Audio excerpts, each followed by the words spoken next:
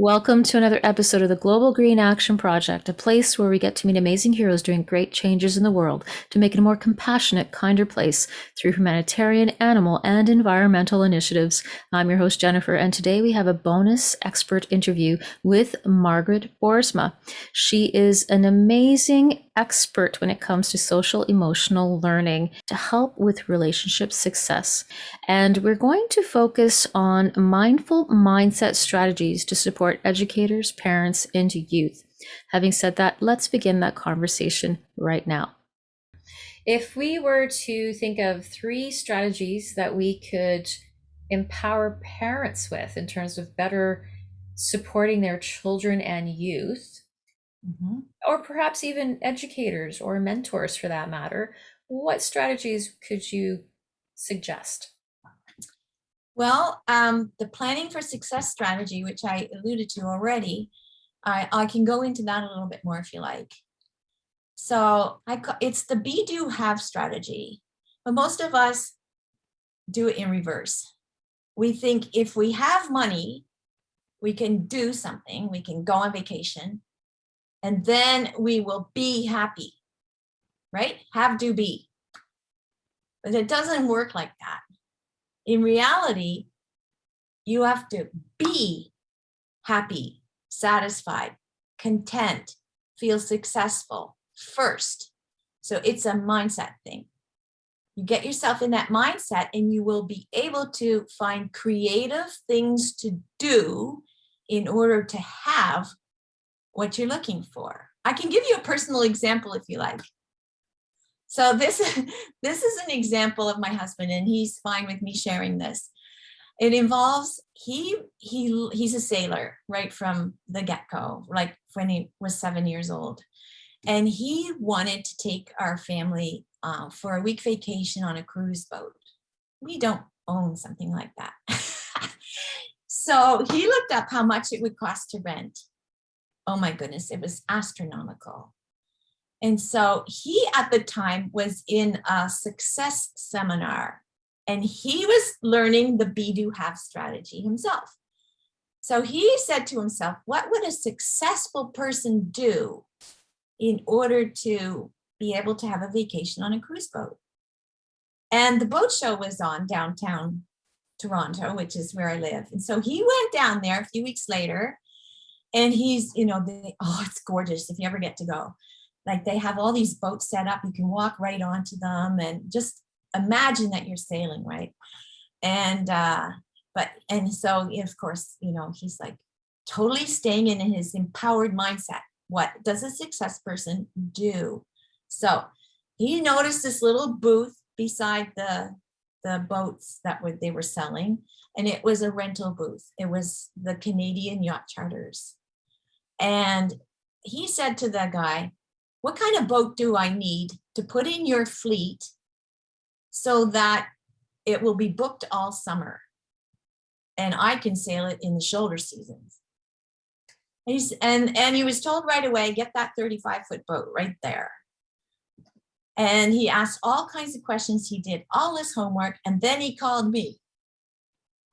And of course I was full of, do you realize that you'll be spending every weekend fixing up your boat? Because there's always boat repairs. We'll have to pay for a slip at the harbor. We'll have to on and on and on, right? And he had answers for everything already, because that's what he knew a successful person would do.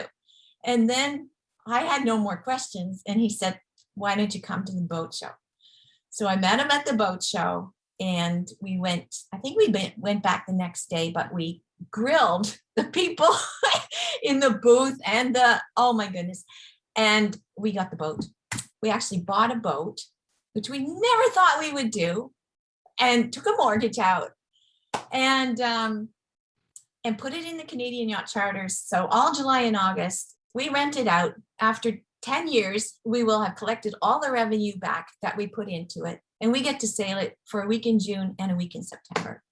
So that's be, do, have.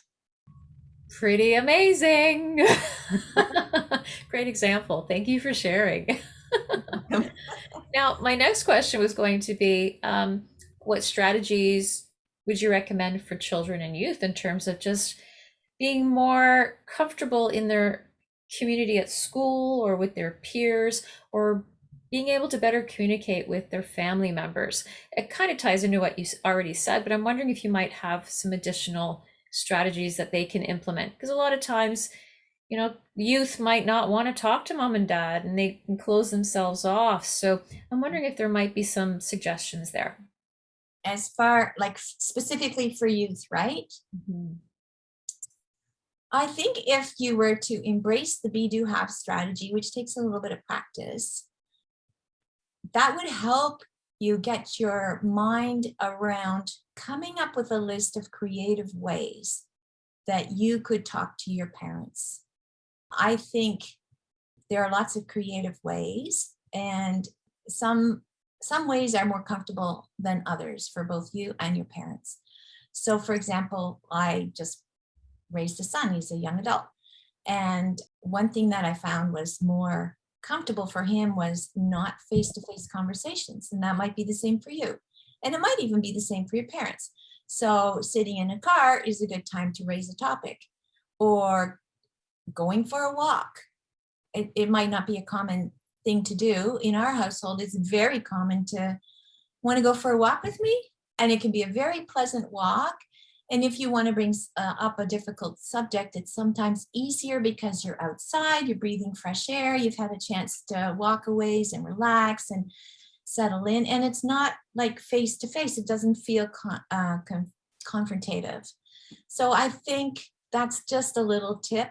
Get yourself in the right mindset first, and know that even though it feels sometimes like you're speaking a different language than your parents, and that sometimes the communication goes like this, and then you don't understand each other and you both have meltdowns and you feel like you're so separated, all your parents really want is a good connection with you. And I know that you really want that with your parents too. So I think that's a really good strategy for you.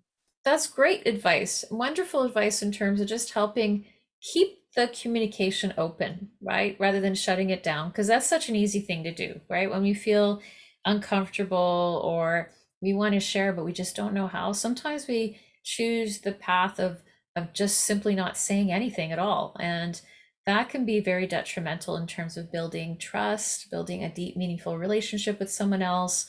And being a youth, you want that support. You want mom and dad to be there for you. So that's some really great advice to help keep that communication clear and open And to be and honest, everyone wants to feel understood, right? So here's another tip if you're interested.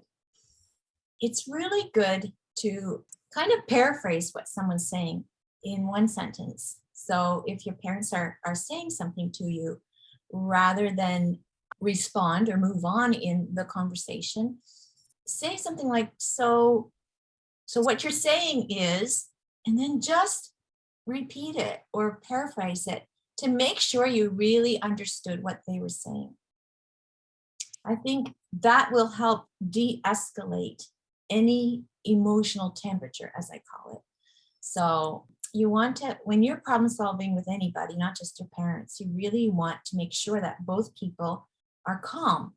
And if you notice that's not happening, make sure you do your reflective listening or mirror them, as some people call it mirroring. I call it reflective listening. Repeat what they're saying. And if you get a chance, repeat how they're feeling too. It sounds like you're really frustrated because you really want me to get that assignment in by tomorrow. Say that in a calm way so that they feel heard. You model that enough, they're going to do it for you too, because it really works to calm someone down. some great tips yet again. And it doesn't matter how old we are. You're absolutely right. We all want to be we want to feel that we're being listened to and heard. And when we can use the words that help deepen that communication in a way where two people feel heard, it's amazing.